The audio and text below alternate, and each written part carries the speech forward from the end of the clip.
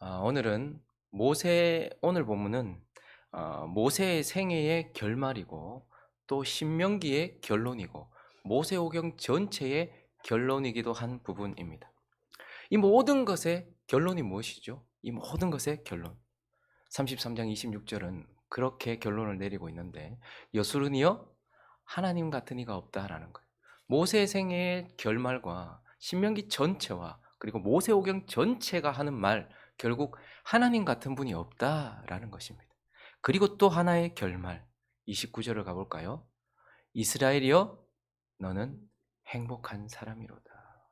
이 모든 것이 우리에게 말하고자 하는 것은 하나님 같은 분이 없다라는 것이고, 그리고 그의 구원을 받은 여술은 이스라엘이여 너는, 저와 여러분은 행복한 사람이다 라는 것을 우리에게 결론으로 주고 있습니다. 어째서 우리가 행복한 사람인 것입니까? 우리가 행복하다는 것을 무엇으로 증명합니까? 하나님은 그의 약속과 그리고 모세가 마지막에 쏟아낸 우리를 위해 예비된 복을 통하여서 우리가 행복한 사람이라는 것을 증명하세요. 그러나 무엇보다도 이 귀한 말씀의 신명기를 모세라는 사람으로 마무리하고 있고, 창세기부터 시작된 모세오경 끝에 이 모세라는 사람으로 마무리하면서 이 모세를 통하여서 우리에게 너는 모세와 같이 모세를 보면서 네가 행복한 사람이다라는 것을 하나님께서 우리에게 증명하고 계신다라는 것입니다. 그래서 우리는 오늘 이제 이 신명기를 마무리하면서 모세에 대하여 살펴보고, 모세와 같은 은혜를 갖고 있는 우리가 왜 행복한지에 대하여 네 가지로 나누어서 살펴보려고 합니다. 저와 여러분이 행복한 이유, 그것을 살펴보면서 모세를 먼저 살펴볼 텐데요. 모세는 어떤 사람인가요? 모세는 먼저 구원받은 자입니다. 구원받은 자. 여러분, 모세라는 이름의 뜻이 뭔가요? 모세. 네. 출애굽기 2장 10절을 가보시면요. 모두가 다 죽임당하던 그때에 어쩔 수 없어서 모세를 그냥 죽일 수 없어서 물에다가 띄웠죠. 그 애가 자라매 바로의 딸에게로 데려가니 그가 그의 아들이 되니라. 그가 그의 이름을 모세라 하여 이르되 이는 내가 그를 물에서 건져내었음이라. 그래서 모세는요, 이름부터가 그렇지만 모세는 구원받은 자예요.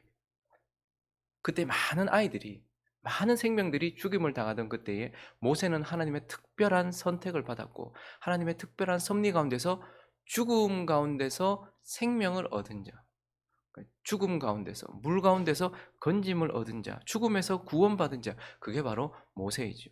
그리고요, 시간이 지나 모세가 계속해서 이집트에 머물지 아니하고 하나님의 섭리 가운데 그의 실수와 그의 연약함, 이 모든 것들을 다 사용하신 하나님의 은혜로 인하여서 그는 이집트 바로의 권세로부터 구원을 받습니다. 그 세상 한복판에서 구원을 받습니다. 그래서 모세는 구원받은 자입니다. 여기 비스가산, 그곳에 느보산, 그 위에 우뚝 서 있는, 그리고 그 무덤을 찾을 수 없는 이 모세를 마지막에 우리에게 보이시면서 모세가 어떤 자냐? 그는 구원받은 자다라고 말씀하시고, 그가 우리에게 이렇게 말하고 있습니다. 29절 다시 한번 볼까요? 이스라엘이여 너는 행복한 사람이로다. 그 모세가 우리를 향해 행복한 사람이라고 말해요. 그런데 왜 행복하다고 말합니까? 여호와의 구원을 너같이 얻은 백성이 누구냐? 그는 너를 돕는 방패시요 네 영광의 칼이시로다. 내 대적이 내게 복종하리니 네가 그들의 높은 곳을 밟으리로다. 내가 하나님의 특별한 은혜와 선택을 받아서 죽음으로부터 건짐을 받고 세상으로부터 건짐을 받은 것처럼 너희도 하나님의 특별한 선택을 받아 죄와 사망 권세로부터 건짐을 받았기 때문에 너희도 행복한 사람이다. 너희도 세상으로부터 건짐을 받았기 때문이다 라고 말하고 있는 것입니다. 그래서 저와 여러분은 죽었던 사망 가운데서 지금 생명으로 옮겨졌습니다. 그래서 요한복음 5장은 이렇게 말하고 있죠. 24절입니다. 내가 진실로 너에게 이르노니 내 말을 듣고 또 나 보내신 이를 믿는 자는 영생을 얻었고 심판에 이르지 아니하나니 어떻게 해요? 사망에서 생명으로 옮길 것이니라 옮겼느니라 라고 말하고 있습니다. 모세가 물에서 죽음 가운데서 건짐을 받은 것처럼 저와 여러분 또한 사망에서 생명으로 옮겨졌다 이렇게 말하고 있습니다. 그리고 모세가 그 세상 이집트로부터 벗어나 구원을 얻었던 것처럼 저와 여러분은요, 골로새서 1장 13절과 14절, 그가 우리를 흑암의 권세에서 건져내사 모세를 바로의 권세와 이집트의 세상 가운데서 건져내셨던 것처럼 그가 우리를 흑암의 권세에서 건져내사 그의 사랑의 아들의 나라로 옮기셨으니 그 아들 안에서 우리가 속량 곧 죄사함을 얻었도다. 우리는 흑암의 나라에서, 사단의 나라에서 하나님의 나라로, 그 아들의 나라로 옮겨졌다, 구원을 받았다라고 말하면서 저와 여러분이 행복한 이유는 모세가 구원받은 자인 것처럼 우리 또한 모세와 같이 구원을 받은 자이기 때문이다라고 말씀하고 있는 것입니다. 그리고 또 하나, 오늘 본문을 통해서 왜 우리가 행복한 자인가? 모세를 통해서 말씀하시는 그 하나님. 모세는 어떤 자입니까? 또 모세는 성화된 자입니다. 왜냐면 모세는 구원에 머물지 않았습니다. 그저 건져내고 그리고 그냥 이집트 가운데서 편안하게 살다가 이름 남기고 죽은 그런 자가 아니었어요. 그는요, 성화된 자였어요. 거룩하게 변화된 자였다라는 말입니다. 우리가 잘 아는 것처럼 모세는요, 욱하는 성질이 있던 사람입니다. 그래서 어땠습니까? 출애굽기 2장 다시 가보시면요, 12절에 보시면 순간 욱했어요. 좌우를 살펴 사람이 없음을 보고 어떻게 합니까? 사람을 쳐 죽였습니다. 그만큼 육신을 따라 행하던 그였습니다. 여러분, 우리가 화가 날 때가 있어서 뭐 벽을 치기는 하고 뭐 사람을 때릴 수는 있어도 사람을 죽이지는 않잖아요. 그런데요, 모세는 사람을 죽일 만큼의 사람이었습니다. 그런데 민수기 12장 3절은 뭐라고 말합니까? 이 사람 모세는 온유함이 지면의 모든 사람보다 더하더라. 이건 모세가 처음부터 그랬던 것이 아니고 모세가 변화를 받았던 것입니다. 거룩하게 변화된 것입니다. 모세가 나중에 늙어서 힘이 빠져서 저렇게 된 것이 아니라, 물론 우리의 성화는 우리의 육체의 시간 속에서 이루어지는 것은 사실이지만, 그러나 그의 영혼이, 그의 성품이 저러한 성품에서 온유한 성품으로 어떻게 해요? 거룩하게 변화된 자였다. 구원에만 머물렀던 자가 아니라는 말입니다. 그리고요, 모세는요, 자기 스스로 가진 것, 자기와 자기가 가진 것을 가지고 사실은 하나님의 백성들을 구원해 보려는 마음을 가지고 있었어요. 다시 출애굽기 2장 11절을 가보시면 모세가 장성했습니다. 한 번은 자기 형제들에게 나가서 그들이 고되게 노동하는 것을 보았어요. 그래서 그가 생각했던 것은 무엇이냐면, 이 형제들, 하나님의 백성들을 끄집어내고 그들에게 무엇인가 해주고 싶었던 마음이 있었어요. 내가 뭘 하려고 했단 말입니다. 그렇지만 하나님은 그때 그를 꺾으셨죠. 그리고 난 이후에 나중에 모세는 어떻게 됩니까? 하나님께서 그를 통해서 일하려고 하실 때에도 보낼 만한 자를 보내셔서 자기 자신이 어떠한지를 명확하게 알아요. 그리고요, 하나님께서 하라 하신 일에 자기를 드렸고, 그때부터 모세에게 나타나는 일은 뭐죠? 사람들 앞에 서서 자기가 해결하려고 하지 않아요. 일만 생기면 어떻게 합니까? 엎드렸다, 이렇게 말해요. 모세가 하나님 앞에 엎드리니, 모세가 하나님 앞에 엎드리니. 처음부터 모세는 기도의 사람이 아니었고 하나님을 의지하던 사람이 아니었어요. 자기를 의지했고 자기의 것을 의지하던 자였습니다. 그런데요, 그가 하나님과 함께 동행하던 그의 삶 속에서 거룩하게 하나님을 의지하고 하나님께 의탁하는 삶으로 변화되었다라는 것을 보게 됩니다. 그리고 오늘 본문은요, 그가 변화의 끝, 얼마나 아름답게 변화되었는가, 34장 4절과 5절을 보시면 여호와께서 정말 이런 말씀 하셨어요. 이는 내가 아브라함과 이삭과 야곱에게 맹세하여 그의 후손에게 주리라 한 땅이라. 내가 내 눈으로 보게는 하였거니와 너는 그리로 건너가지 못하리라. 120년을 바친 것이었는데 잠깐이라도 거기 들어가고 싶었을 모세에게 너는 그리로 건너가지 못하리라. 단 한 번의 실수, 단 한 번의 범죄였지만 하나님은 너는 거기 들어가지 못하리라 하심에 어떻게 됩니까? 이에 여호와의 종 모세가 여호와의 말씀대로 모압 땅에서 죽었다. 하나님의 말씀에, 하나님의 뜻에 그 자신을 드렸다. 여러분, 살면서 제일 힘든 게 이거 아닙니까? 내 생각이 있고 내 뜻이 있어요. 내 원함이 있단 말입니다. 예수님도 원함이 있었잖아요. 근데 내 원함과 하나님의 원함이 달라요. 내 뜻과 하나님의 뜻이 달라요. 근데 이때에 모세는 끝까지 자기의 뜻을 주장하지 않았습니다. 이건 너무한 거 아닙니까? 120년의 결실을 내게 보게 하십시오. 그렇게 할 수 있었지 않겠습니까? 그런데 모세는요, 여호와의 뜻대로 여호와의 말씀을 따라 그렇게 죽었다라고 말하면서 죽음까지도 하나님께 드리는 그러한 성화된 사람, 거룩하게 변화된 사람이었습니다. 여러분, 우리가 행복한 이유는 무엇이죠? 모세가 구원에서 머무르지 않고 성화된 사람이 되었던 것처럼 저와 여러분에게도 거룩한 변화가 일어나고 있기 때문인 것입니다. 변함 없음은 하나님의 표지입니다. 하나님은 변함이 없으세요. 만약에 변했다, 그건 신이 아닌 겁니다. 근데요, 변화됨은 사람, 피조물의 표지입니다. 후패함은 피조물의 표지이고 변화됨은 사람이라는 것의 표지입니다. 그런데 그 후패함 속에서 속사람이 거룩하게 변화되어가는 성화, 이것은 이 사람이 하나님의 백성이다, 구원받은 자다라는 것의 표지인 것입니다. 우리의 겉사람은 날로 후패해 가겠죠. 그러나 우리의 속사람이 날로 새로워지는, 조금씩 조금씩 변화되는 거예요. 그래서 변화는, 성화는 우리의 칭의를 증거하는 증명입니다. 내가 구원받았다라는 것의 증명이란 말입니다. 내가 구원받았습니다라는 확신이 나를 구원시켜 주는 것이 아니고, 내 열매, 완전하진 않더라도 한 걸음 한 걸음 조금씩 조금씩 변화되는 그 변화를 보면서 아, 내가 구원받은 자구나. 왜요? 성화는 칭의의 결론이기 때문에 그렇습니다. 그래서 나에게 변화가 전혀 없다. 10년 전이나 20년 전이나 지금 나에게 변화가 전혀, 저 사람 변화가 하나도 없다. 그 사람은 구원을 의심해 봐야 합니다. 겁을 주려고 하는 말이 아닙니다. 어떤 사람이 태어났는데 10년이 지났는데도 그대로다. 이상이 있는 거잖아요. 그래서 하나님의 사람은 이렇게 거룩하게 변화되어져 가고, 모세도 한 번에 변화된 건 아니겠죠. 얼마나 많은 시간 동안 하나님께서 만지셨습니까?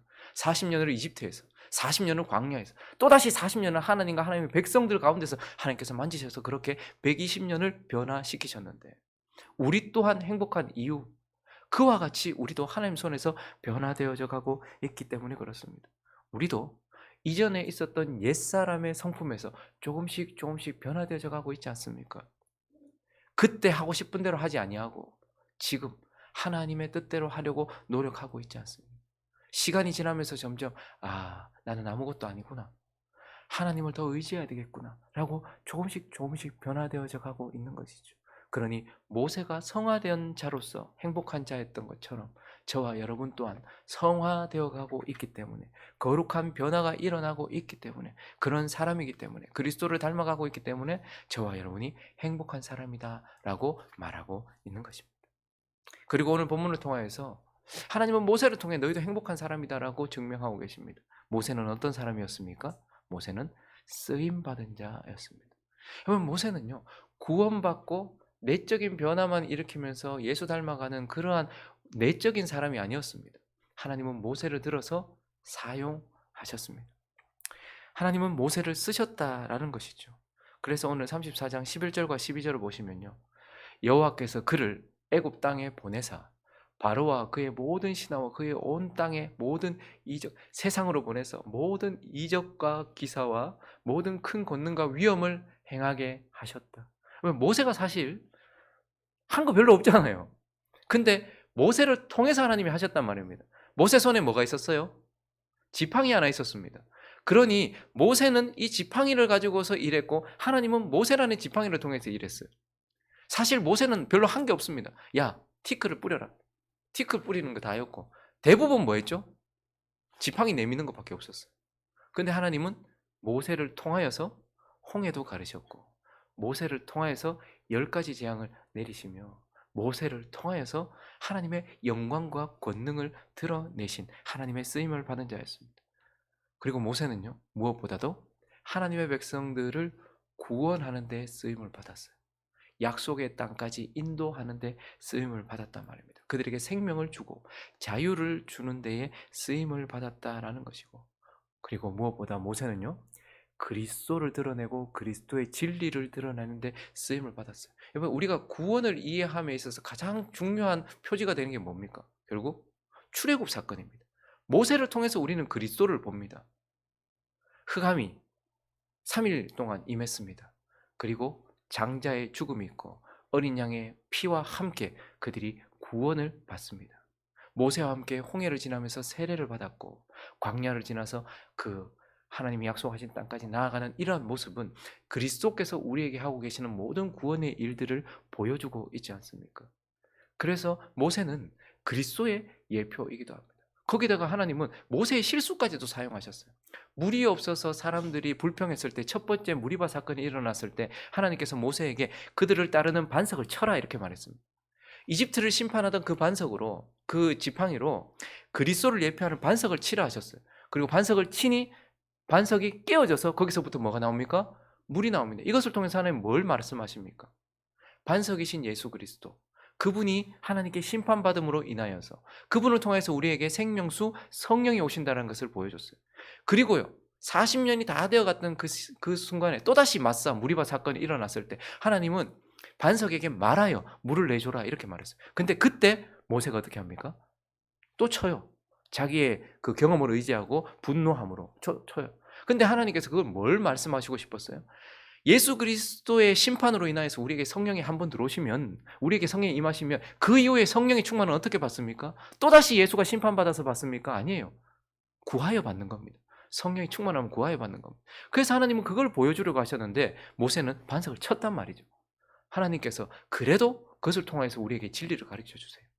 예수 그리스도의 심판받으심으로 인하여서 우리는 구원도 받고 성령도 받고 이제 우리가 하나님께 구함으로 인하여서 성령 충만을 받는다는, 어쨌든 모세는요 실수를 하더라도 하나님의 모든 진리와 그리스도를 드러내는데 쓰임을 받았다라는 것이죠. 모세는 쓰임 받은 자였습니다. 우리가 행복한 사람인 이유 또한 모세처럼 쓰임을 받고 있습니다. 물론 농도는 다를지 몰라도, 크기는 다를지 몰라도 우리는 똑같은 영적인 원리로 모세와 같이 쓰임을 받고 있습니다. 우리의 기도를 통해서 하나님은 세상의 영광을 드러내십니다. 우리의 삶을 통해서 하나님의 권능을 드러내시고요.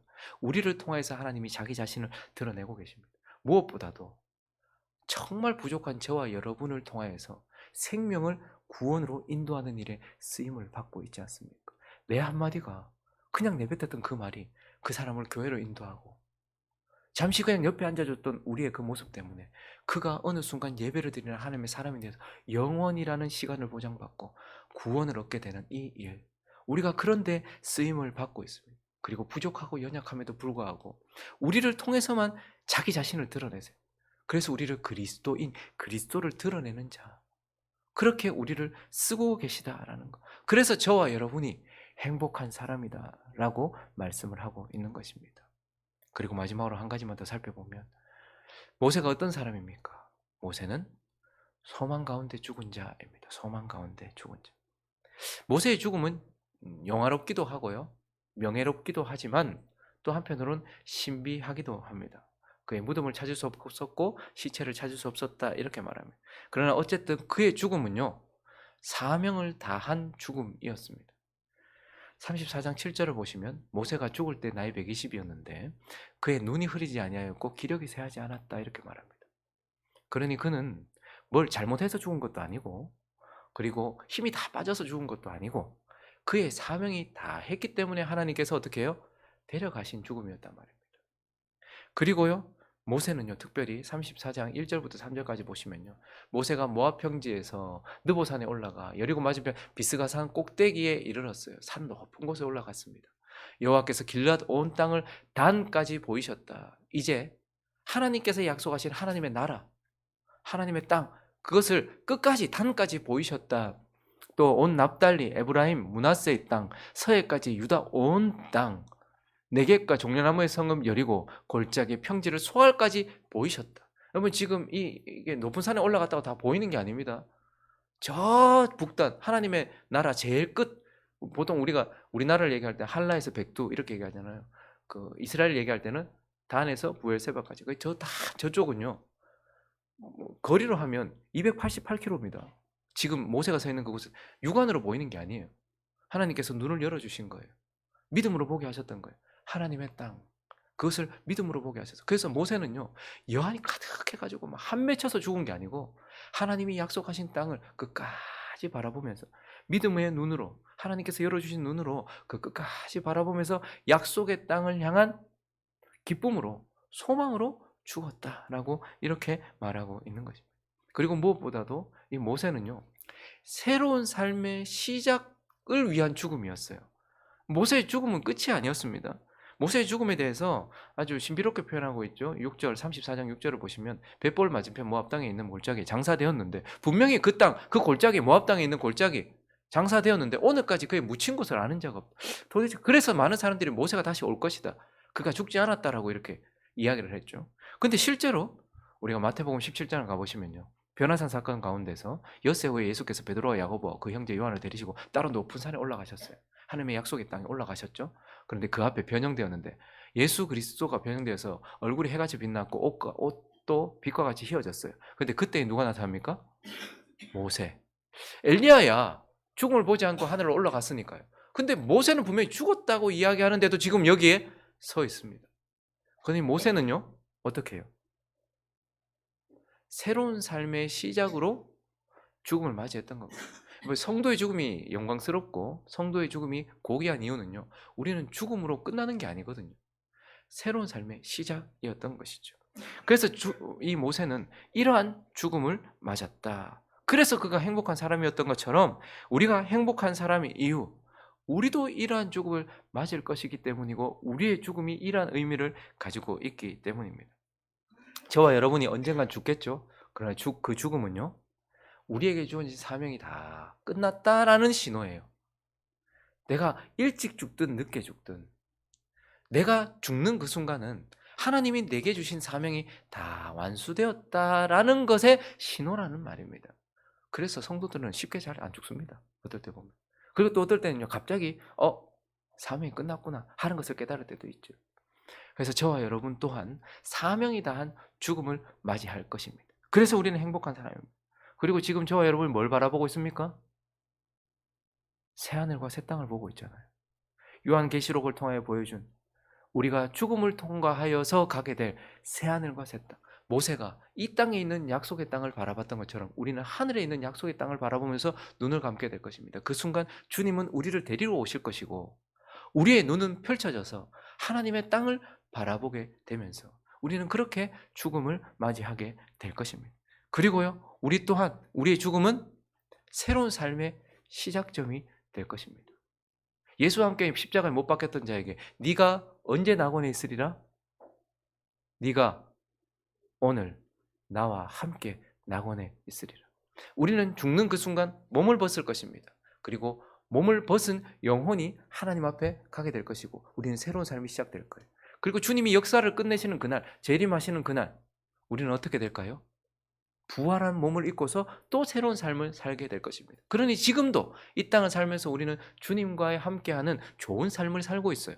근데 죽으면요, 주님과 더 가까이 있는 더 좋은 삶을 살게 될 것이고 주님이 역사를 끝내시면요, 부활한 몸으로 영원히 살게 될 더 좋은 삶, 영원한 삶을 맞이하게 될 것이다라는 것입니다.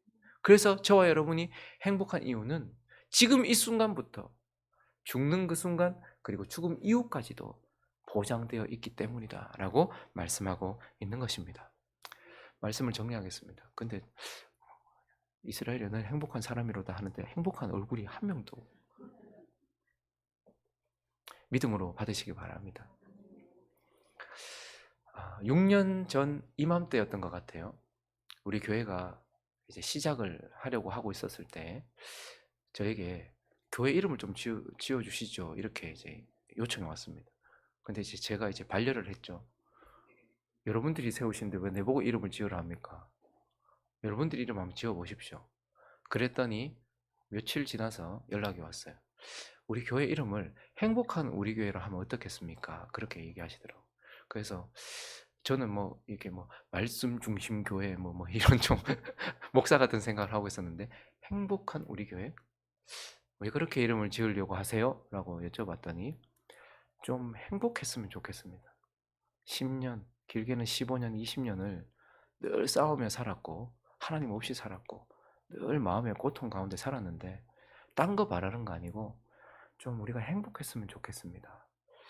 그 이야기를 듣고서 이 이름으로 교회를 해야 되겠다라는 생각을 했고 하나님께 기도했습니다. 하나님, 그래도 교회의 이름이 하나님의 말씀에 근거를 하고 있어야 되지 않겠습니까? 우리에게 하나님 말씀해 주십시오라는 기도 가운데 하나님께서 이 구절을 주셨어요. 오늘 이 본문에는 이스라엘이여 너는 행복한 사람이로다. 하나님께서 우리를 행복한 우리로 만들어 주시기를 바라는 마음으로 교회 이름을 이렇게 해야 되겠다라고 결론을 내리고 행복한 우리 교회 이름으로 6년이라는 시간이 지났습니다. 어떠십니까? 행복하십니까? 이렇게 강요한데 노면 할 수는 없잖아요, 그죠? 왜 행복합니까? 우리가 6년 전보다 뭐 더 건강해진 것도 아니고 6년 전보다 돈이 더 많아진 것도 아니지만 그러나 우리는 압니다. 우리와 같이 구원받은 자가 없기 때문에 그렇습니다. 그리고 6년이 지나는 동안 조금씩 어떤 분은 많이 변화된 것을 보면서 우린 정말 행복한 사람이구나. 그리고 우리를 쓰고 계시는 하나님을 보면서 우리는 행복한 사람이구나. 그리고 우리는 죽음도 보장되었기 때문에 행복한 사람이구나라는 것을 깨닫습니다. 이 말씀 마음에 새기시면서 이것이 아멘되어 행복한 삶으로 계속해서 나아가시다가 그 행복을 누리시다가 행복한 삶이라고 고백하는 인생 되시기를 예수 그리스도의 이름으로 축원합니다.